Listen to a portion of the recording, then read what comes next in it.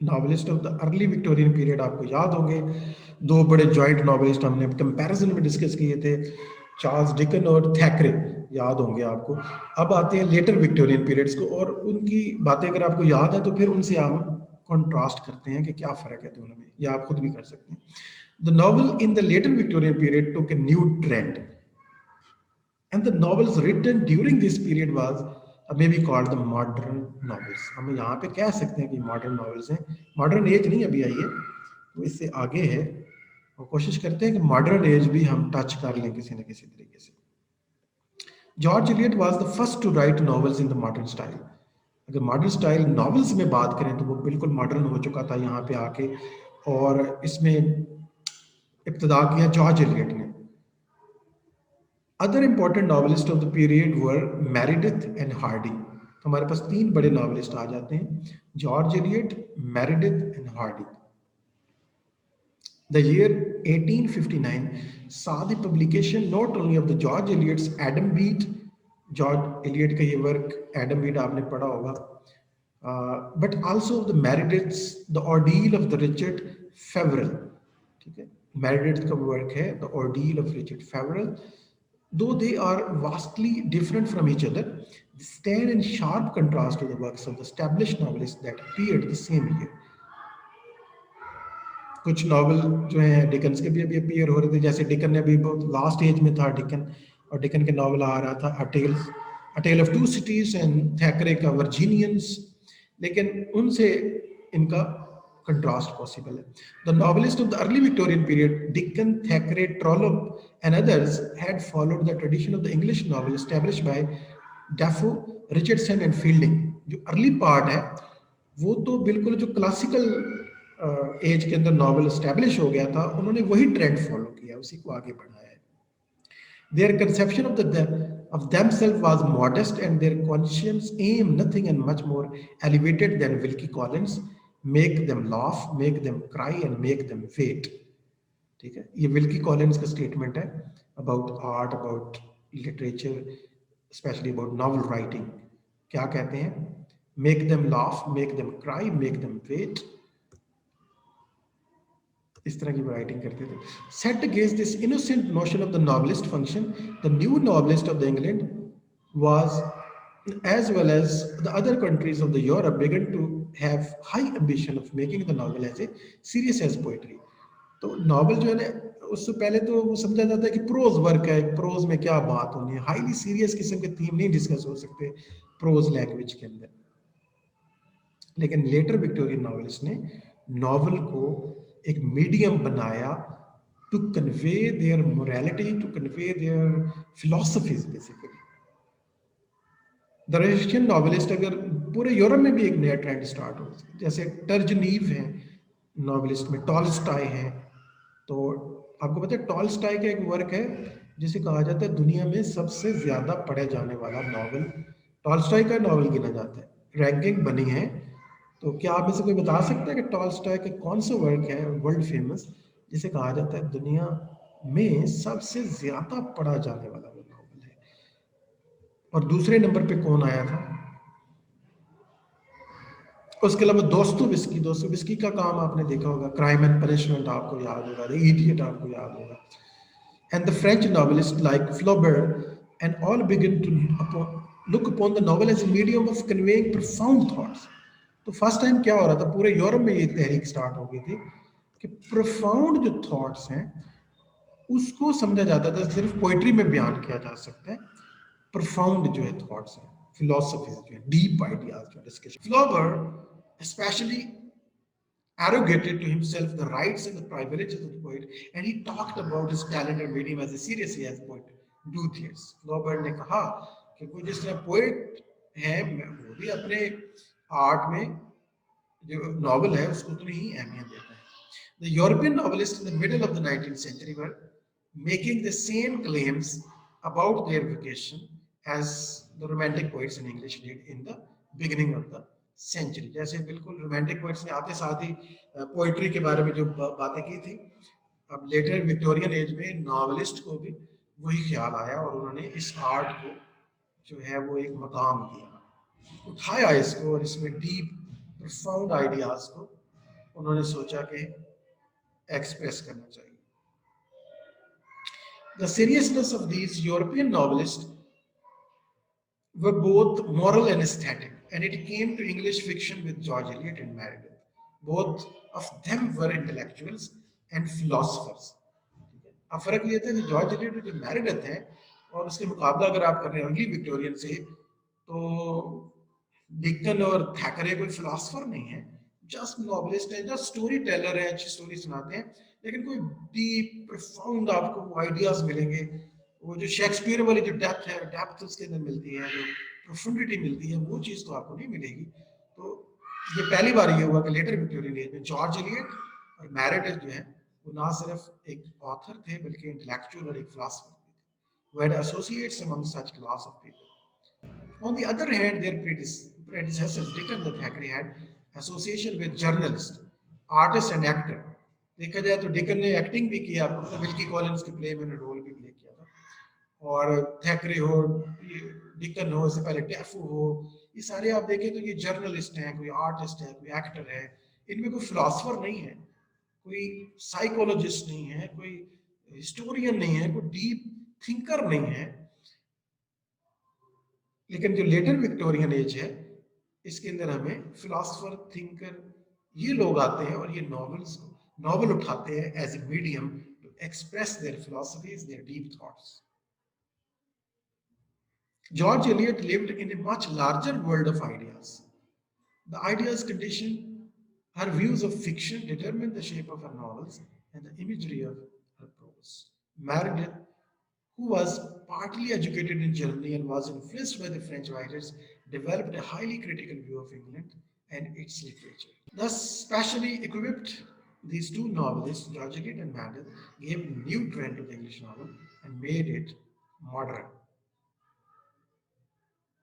They were followed by the Hardy, who extended the scope of the novel till further.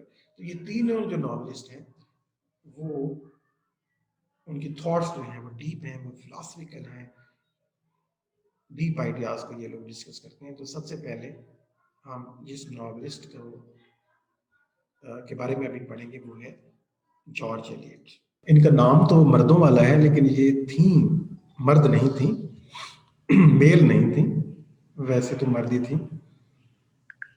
She was born in 1819 and died in 1880. The real name of the George Eliot was Mary Evans, जो कि female है. Marrion Evans इनका असल नाम था और इन्होंने George Eliot के नाम से नॉवेल पब्लिश करवाया. तो क्या आप में से कोई बता सकता है कि आखिर इन्होंने ये पेन नेम क्यों लिया जॉर्ज एलियट? ये तो एक मेल का नाम है, जॉर्ज तो मेल का नाम होता है, एलियट भी मेल का नाम है. एक मेल नेम क्यों अडॉप्ट किया जो कि पेन नेम है उनका? क्या वजह हो सकती है? एक वर्ड आप बता सकते हैं उस वजह, जो वजह में एक वर्ड आए सिर्फ? ओके जी. For a long time her writings was exclusively critical and philosophical in character, and it was when she was 38 that her first work of fiction, Scenes of Clerical Life, 1857 appeared. ठीक है जी. 38 जब उनकी उम्र थी, 38 साल की थी, तो उनका पहला जो फिक्शन आया सामने, scenes of clerical life. It was followed by Adam Bede 1859 के अंदर, मिल ऑन द फ्लॉस 1860 के अंदर, और सिलस मैरनर 1861 के अंदर, रोमोला आया उनका 1863 में, एंड मिडल मार्च 1871 एंड 72. और इनमें से कोई भी ऐसा वर्क नहीं है जिसे हम डी ग्रेड कर सकें, लोअर रैंक दे सकें और कहें कि ये बुरा काम है, छोड़ें इसको. आपको ये सारा ही याद रखना पड़ेगा क्योंकि ये सारे ही बहुत इंपॉर्टेंट, अहम है, बहुत फेमस वर्क है. George Eliot was born in Warwickshire, एक काउंटी है वारविकशायर इंग्लैंड के अंदर, वहाँ पे ये पैदा हुई थी. And where she lived till her father's death in 1849. It was her Warwickshire experience the life of an English village before the railway, ठीक है, केम टू डिस्टर्ब इट. एक जो रेलवे के आने के से वो विलेज बाद में डिस्टर्ब भी हुआ, तो उस विलेज के अंदर ये रहती रही है वारविकशायर के अंदर, which provided the substance of the most of the novels. और इन्होंने तकरीबन सारे नॉवेल को वहीं सेट किया है.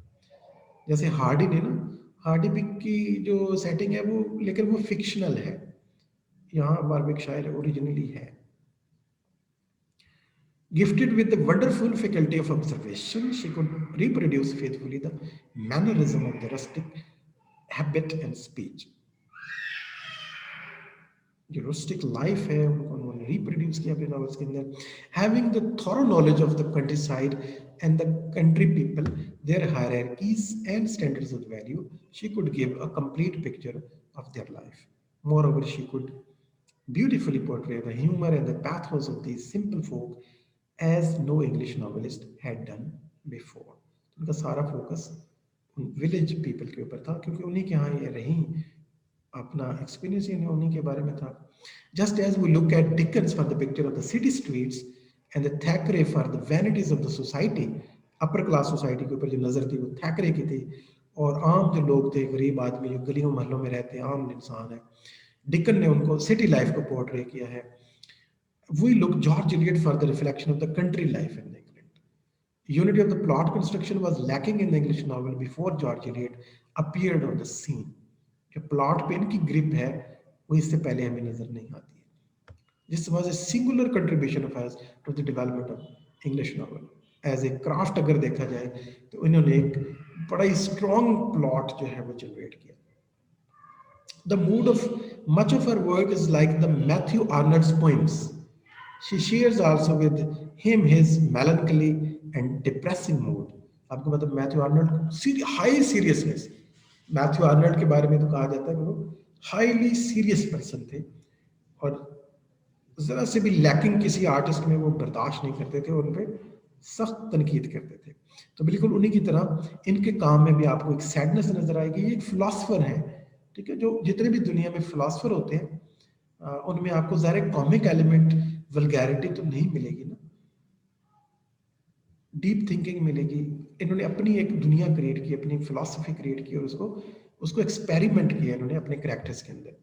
इन novels George Eliot takes upon herself the role of the preacher and मॉरलाइजर.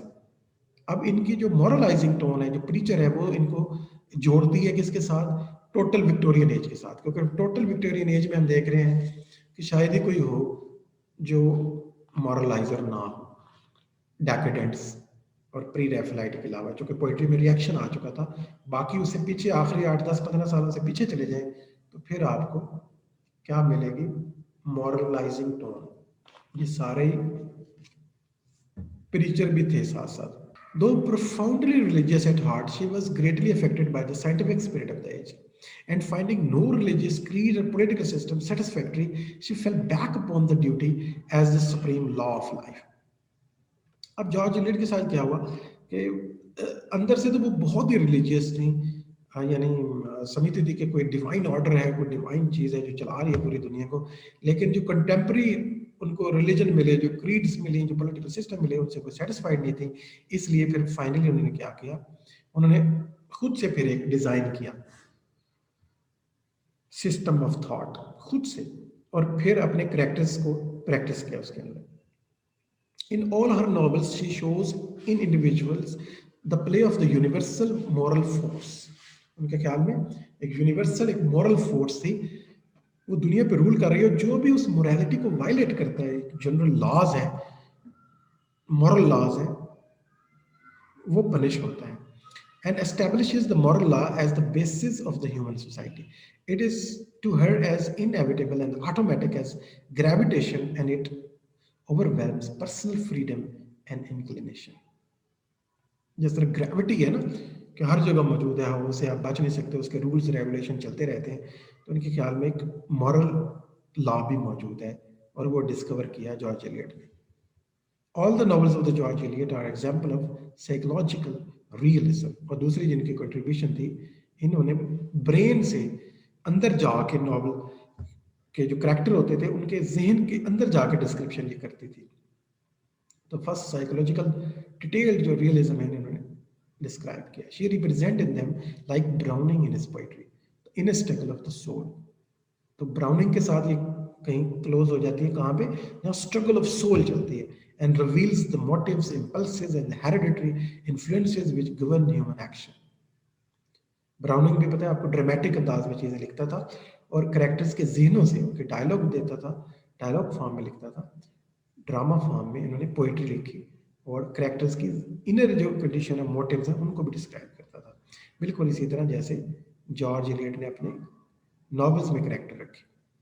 But unlike Browning, who gradually stops short, he tells a story and either lets the reader draw his own conclusion or gives his in a few striking lines. George Eliot is not content until she has minutely explained the motives of her characters and the moral lesson to be learned from them. तो browning तो छोड़ देता था आपके ऊपर, reader के ऊपर, कि वो क्या डिसाइड करते हैं, वो स्टोरी पे ध्यान देता था. लेकिन जॉर्ज एलियट बहुत डिटेल में बयान करते थे और अल्टीमेटली moral lesson भी देते थे. Moreover, the characters in her novels, unlike the novels of the Dickens, develop gradually as we come to know them. तो हम यहाँ पे कह सकते हैं कि इनके जो करेक्टर हैं वो बने बनाए नहीं होते थे, आहिस्ता आहिस्ता सबक सीखते थे, जिंदगी से लेसन लेते थे, ठीक है, अपनी गलतियां सुधारते थे या पनिश होते थे फिर. और यहाँ पे हम कह सकते हैं कि इनके करेक्टर की जो एक मॉडर्न एक थिंकर है जिन्होंने करेक्टर की दो टाइप्स बनाई हैं. नॉवल के बारे में उन्होंने बुक भी लिखी. क्या आप बता सकते हैं कि वो कौन है जिन्होंने नॉवल के करेक्टर को दो हिस्सों में डिवाइड किया या करेक्टर्स को भी दो हिस्सों में डिवाइड कर दिया? Round characters and flat characters, ये किसने टर्म दी है? Round characters and flat characters. तो फ्लैट करेक्टर कौन से होते हैं? जैसे डिकन के करेक्टर थे, बस जो बन गए वो बस वही है, एंड तक वही रहेंगे. अच्छा अच्छा ही रहेगा, बुरा बुरा ही रहेगा, दरमियाना दरमियाना ही रहेगा, विलन विलन ही रहेगा. और एक होते हैं राउंड करेक्टर. राउंड करेक्टर कौन होते हैं? जो फ्लैट नहीं होते बल्कि चेंज होते हैं, जो सीखते हैं. तो जॉर्ज एलियट के करेक्टर कौन से थे? राउंड करेक्टर्स थे. अब ये जो टर्म दी है राउंड करेक्टर, फ्लैट करेक्टर, तो ये आप एक सवाल है, देखते हैं किसी को आइडिया है पहले से, क्योंकि अब वो एक्चुअली वो ऑथर हमने अभी पढ़ा नहीं है, फ्यूचर में आने वाला है, मॉडर्न राइटर है वो. They go from weakness to strength or from strength to weakness according to the works that they do and the thoughts they cherish. तो राउंड करेक्टर है टिपिकली. तो हमारे नेक्स्ट नॉवेलिस्ट हैं George Meredith. So another great figure not only in fiction but in the general field of literature during the later Victorian period was Meredith, who, though a poet at heart, expressed himself in the medium of the novel, which was becoming more and more popular. तो देखिए कि दिल से तो poet थी Meredith, जो poet थे sorry, तो लेकिन नॉवल को एज ए मीडियम लिया क्योंकि उस वक्त का पॉपुलर जॉनरा जो है वो नॉवल था. क्या आपको याद है मैंने एक ऑथर बताया था कि जो दिल से तो पोइट नहीं था लेकिन उसे पोइट्री करनी पड़ी क्योंकि उस जमाने में पोइट्री के अलावा चारा नहीं था. ये बिल्कुल इसके उल्ट कंडीशन है. क्या आपको वो पोइट याद है जिन्होंने पोइट्री इसलिए की क्योंकि पोइट्री लिखने पर पैसे मिलते थे, सिर्फ प्रोफेशनली अडॉप्ट करनी पड़ी नहीं. ये मेरा दूसरा सवाल है, तो याद भी रखिएगा सवाल कितने हैं. The work of the Meredith as a novelist stands apart from the fiction of the country. He did not follow the established tradition, nor did he found a school. In fact, he was more of a poet and a philosopher than a novelist.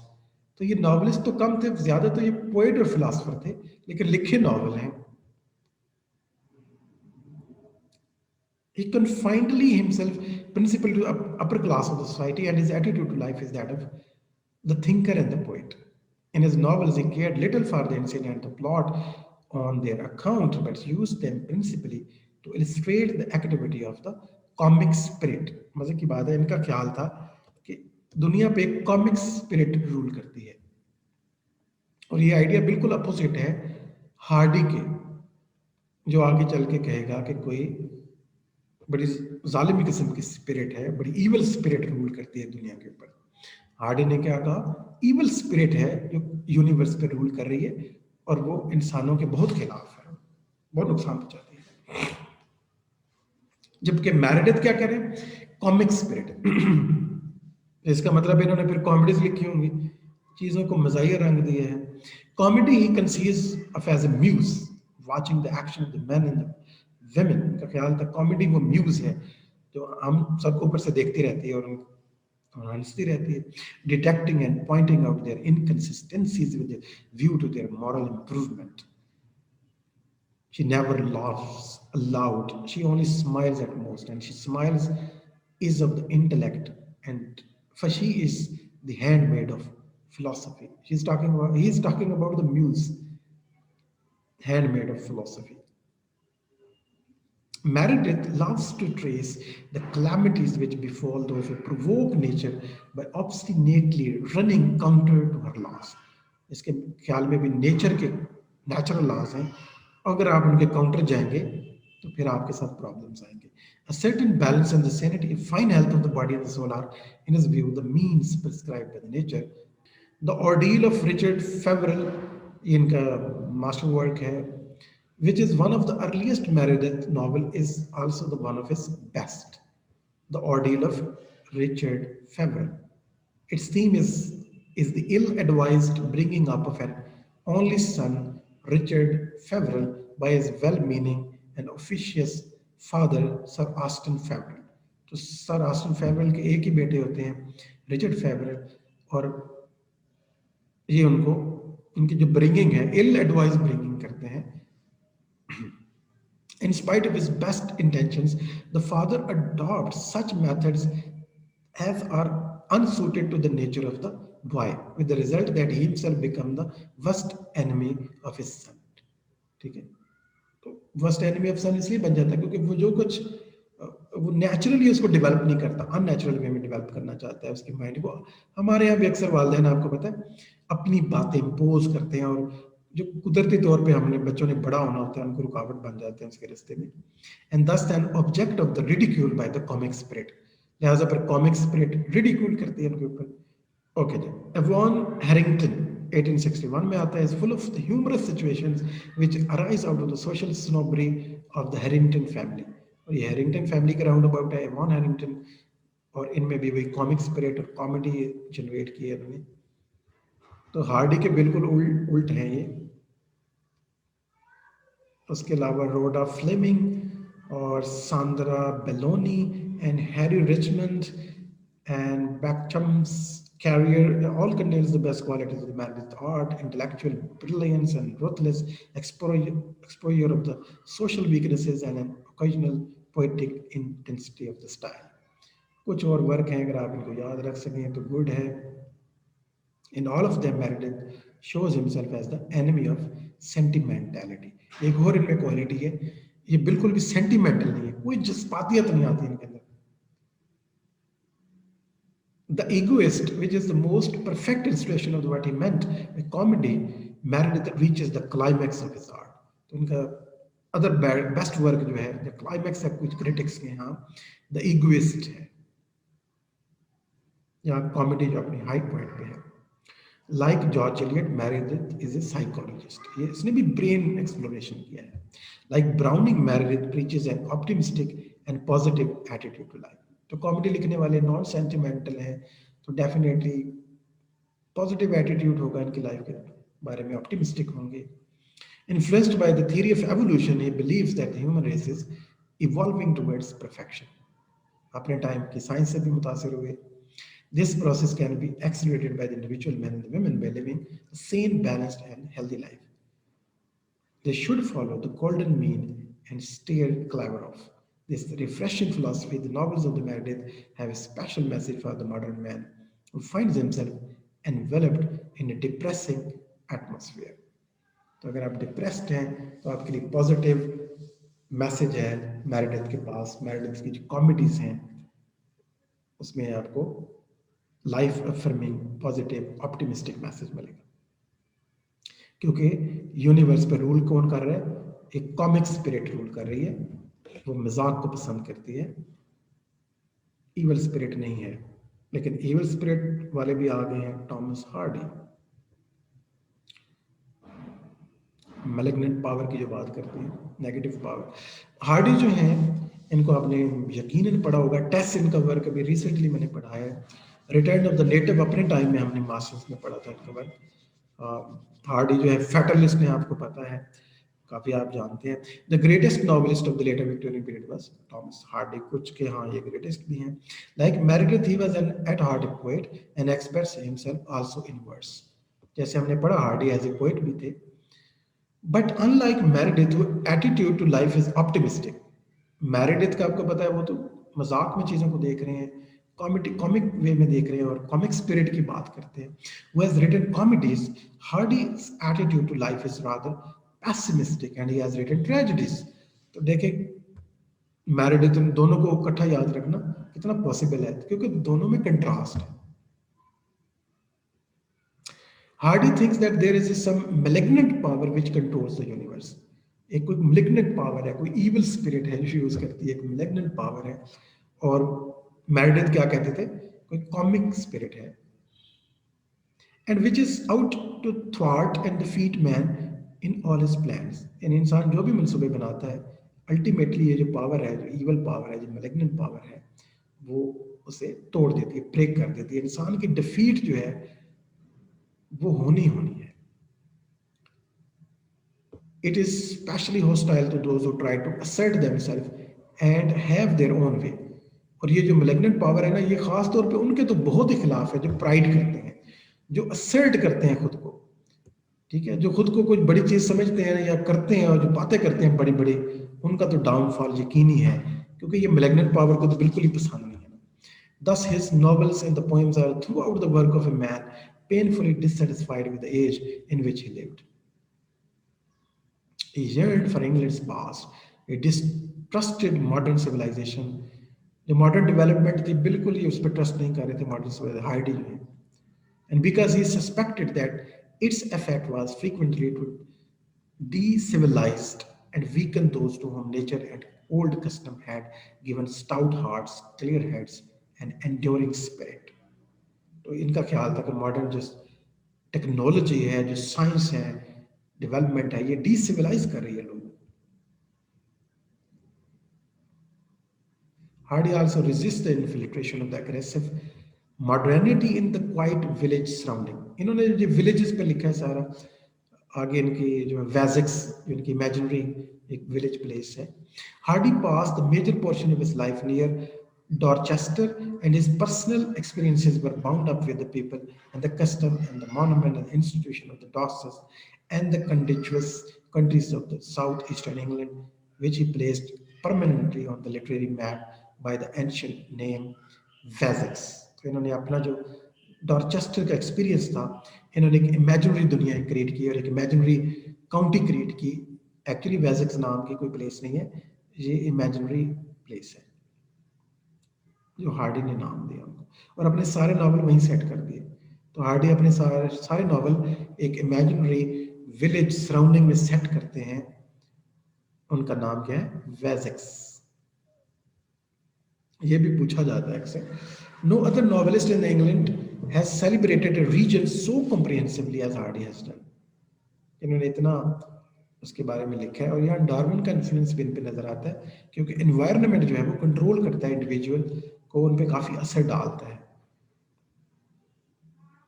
Though he has dealt with the limited world, he has created hundreds of the characters, many of whom are mere choral voices as in Greek drama. तो Greek drama का भी इन पे बहुत ज्यादा influence था. Greek जो tragedies थी, Greek के 3 बड़े ट्रेजेडी राइटर काफी फेमस हैं. क्या आप नाम बता सकते हैं ग्रीक के 3 बड़े ट्रेजेडियंस का? ये मेरा एक और सवाल है, थोड़ी देर में मैं इसको चेक करता हूँ. On account of the Hardy's philosophy of the malignant power ruling the universe. इनकी philosophy क्या है? A malignant power ruling the universe, which thwarts and defeats man at every step. His novels are full of coincidences. यही वजह है कि वहाँ coincidences होते ही रहते हैं इनके नावल का. In fact, chance plays too large a part in them. For this, Hardy has been blamed by some critics who believe that he deliberately introduces coincidences which always upset the plans of his characters. In real life, chance sometimes helps a man also, but in Hardy's novel, chance always comes to an upsetting force. ठीक है, अब ये जो chance है ना, ये Meredith में भी है, बट मेरिडिथ में चांस जो है ना वो कॉमेडी क्रिएट करता है, ऑप्टिमिज्म है वहां पे, और यहाँ चांस बर्बाद करके रख देते हैं लोगों को. नेगेटिव अप्रोच है इनकी मेरिडिथ के मुकाबले. The great novels of the Hardy के जो नॉवल है वो भी, हार्डी खैर आर्टिस्ट बहुत बड़ा है, थॉट से अगर आप एग्री ना भी करें तो उनका जो क्राफ्ट है, जो नॉवल राइटिंग है, वो तो अपनी जगह कमाल है। ग्रेट नॉवेल्स द हार्ड यार, the Woodlanders, the return of the native मैंने पढ़ा हुआ है। Far from the madding crowd मेरे पास पढ़ा है, लेकिन मुझे आज तक पढ़ने की हिम्मत नहीं हुई, मौका ही नहीं मिला। The mayor of the castor bridge भी मेरे पास है। टेस्ट ऑफ द डर्बीविल्स अभी हमने रिसेंटली मैंने पढ़ाया है यूनिवर्सिटी में, लास्ट क्लास थी। एंड ज्यूड द ऑब्सक्योर इनका एक और वर्क है। तो ये वर्क के नाम आप काइंडली इनको याद रखिएगा। Though most of the hardest novels are tragedies, yet the role of the tragedy becomes intensified. जो सबसे ज्यादा टेंस ट्रेजेडी है ना वो हमें नजर आती है the turn of the native, Tess and the Jude the obscure के अंदर, इन तीन वर्ड्स के अंदर। टेस जो नॉवल है ये तो मास्टरपीस है, अगर आपने नहीं पढ़ा तो टेस्ट ऑफ डर्बीविल्स जरूर पढ़िएगा। But it is scared by the unhappy final stroke. Jude the Obscure, though a very powerful novel, is spoiled by the Hardy's ruthlessness. At no time are Sue and Jude permitted to escape the shadowing hand of malignant destiny. उससे कोई नहीं बच सकता। इन सू and जूड को ये बिल्कुल rest नहीं, आराम नहीं करने देते, हैप्पी मोमेंट एंजॉय नहीं करने देते बिल्कुल। They are completely defeated and broken. जिनको दुख बहुत अच्छे लगते हैं, ट्रेजेडीज अच्छी लगती हैं, सैड में अच्छा लगता है, तो उनके लिए हार्डी हाजिर है। The main contribution of Hardy to the history of the English novel was that he made it as a serious a medium of poetry which could deal with the fundamental problems of life. His greatest quality as a writer in his sincerity and his innate sympathy for the poor and the downtrodden. If at times he transgressed the limits of the art, it was mainly on account of his deep compassion for mankind, especially those belonging to the lower stratum. उनके लिए इनको बहुत हमदर्दी थी। ये इनमें एक positive चीज़ भी है कि गरीबों के साथ है, डिकन की तरह। ओके जी, हम लोग अभी डिस्कस कर रहे थे लेटर विक्टोरियन पीरियड के नॉवलिस्ट के बारे में। तो हमने जॉर्ज एलियट को उसमें देख लिया, मेरेडिथ की कॉमेडीज़ को देखा, हार्डीज़ की ट्रेजेडीज़ को देखा, और जॉर्ज एलियट की ट्रेजेडीज़ प्लस साइकोलॉजिकल जो है इन्फ्लुएंस है उसको देखा हमने। और कुछ और नॉवलिस्ट भी थे, जैसे हमने फर्स्ट पार्ट में भी देखा था, अर्ली विक्टोरियन पीरियड में भी हमने माइनर नॉवलिस्ट को डिस्कस किया था। तो beside George Eliot, Meredith and Hardy, there were a number of the other Victorian novelists during the later Victorian period. Of these, Stevenson is quite well known. इन सब में अगर देखा जाए तो स्टीवेंसन जो है वो सबसे well known है। Stevenson was a great storyteller and romancer. He took advantage of the reader's demand for the shorter novels. His first romance entitled Treasure Island काफ़ी फेमस है। ट्रेयर आइलैंड अभी भी प्रिंट होता है, पब्लिश होता है, पढ़ाया जाता है कुछ जगहों पे, तो become very popular. It was followed by the new Arabian nights. तो इन्होंने ये अरेबियन नाइट्स से अपना टाइटल लिया। न्यू अरेबियन नाइट्स जो है, उसके बाद है kidnapped, the black arrow which contains romances and the mystery stories. तो इनकी रोमांसेस और मिस्ट्री स्टोरीज जो हैं इन्होंने यहाँ पे क्रिएट की हैं। लेटर विक्टोरियन एरा में ये थोड़ी डिफरेंट टाइप की इनकी राइटिंग है, रोमांटिक किस्म की राइटिंग है, थोड़ी गॉथिक जो है वो ट्रेंड इन्होंने यहाँ पे कंटिन्यू किया है। जो अर्ली पार्ट में मिसेस शैली कर रही थी और रेडक्लिफ वगैरह कर रही थी मिसेस रेडक्लिफ जो। In Doctor Jekyll and Mister Hyde, ये दो इसमें कैरेक्टर जो अपोजिट होते हैं, has departed from his usual manner to write a modern allegory of the good and evil in the human personality. तो ये इनका वर्क है, मेरे पास मौजूद है ये वर्क इनका, डॉक्टर चैकल एंड मिस्टर हाइड जो है। In The Master of the Ballantrae, Stevenson described the story of the soul condemned to evil. तो good and evil और souls की बातें करना, ये romance, mystery stories, ये इनका खास है। At his death, he was working on an unfinished novel, Ware of Hermiston. Okay, Weir of Hermiston, ये इनका अनफिनिश्ड नावल है। काम कर रहे थे कि इनकी डेथ हो गई और ये अनफिनिश्ड रह गया। तो एक और नॉवलिस्ट में है जिनका नावल अनफिनिश्ड था, क्या किसी को याद है? डिकन का वो कौन सा नावल है, चलिए नाम मैं ही बता देता हूँ, जो अनफिनिश्ड रह गया, which is considered by some critics as the most finished product of his whole work. यानी प्रोडक्ट फिनिश्ड है, यानी आर्ट के एतबार से फिनिश्ड है, लेकिन ये इसे कंप्लीट नहीं कर सके थे, वेयर ऑफ हर्मिस्टन। लेकिन Doctor Jekyll and Mister Hyde बहुत फेमस है, मेरे पास इसकी कॉपी भी मौजूद है स्टीवेंसन का। और ट्रेजर आइलैंड, ये भी मैंने एक दफ़ा पढ़ने के बारे में सोचा था, लेकिन पढ़ा नहीं है अभी तक। तो माइनर नॉवलिस्ट में हमने देखा स्टीवेंसन को। उसके अलावा एक माइनर नॉवलिस्ट में आ जाते हैं। नॉवल तो इन्होंने बहुत अच्छा गहरा लिखा, जो अभी तक फेमस भी है, ऑस्कर वाइल्ड। ऑस्कर वाइल्ड को हमने एज ए पोइट भी देखा, हमने अभी यहाँ पे नॉवलिस्ट देख रहे हैं, और इसका एक और कम बैक भी होगा, वो ड्रामा में एक करेंगे, लेकिन ये मॉडर्न ड्रामा में अब चले जाएंगे। He wrote only one novel, सिर्फ एक ही नॉवल लिखा है इन्होंने, गोल्ड स्मिथ की तरह, बट कंट्रोवर्शियल। नॉवल एक ही था, लेकिन वो था the picture of Dorian Gray, is a Gothic and philosophical novel. ये गॉथिक भी है अपने टाइम एक स्टाइल में, और फिलोसफिकल भी है। By the Oscar Wilde, first publish complete in July 1890 में ये पब्लिश होता है। एक ही नॉवल लिखा ऑस्कर वाइल्ड ने, तो ज़रूर आपको पढ़ना चाहिए, काफ़ी मज़े का है। Fearing the story was indecent prior to the publication, the magazine editor deleted रफली 500 वर्ड्स विदाउट वाइल्ड्स नॉलेज। आपको पता है ऑस्कर वाइल्ड की जो पोएट्री है वो भी डेकेडेंट थी। पब्लिक जो है वो, इवन जो पब्लिशर है वो भी खौफ खाते थे कि यार ये पब्लिश कर देंगे, ऐसे जो लफ्ज़ हैं ये तो टैबूज वर्ड है, वो तो यूज़ भी नहीं करने चाहिए, ये करना मुश्किल हो जाता है कुछ माशरों के लिए।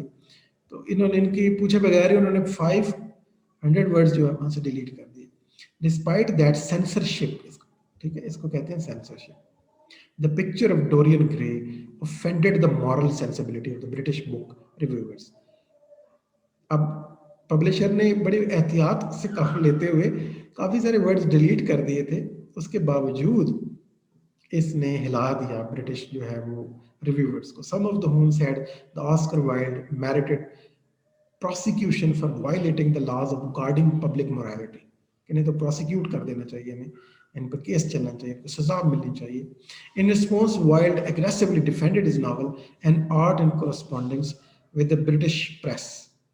तो इनके ऊपर काफ़ी इसको डिफेंड भी किया। लाइक हमारे यहाँ जो है वो कौन से शॉर्ट स्टोरी राइटर हैं जिन पे केस बना करते थे इमोरल लिखने के ऊपर, आपको यकीनन पता होगा, देखते हैं आप नाम बता सकते हैं कि नहीं।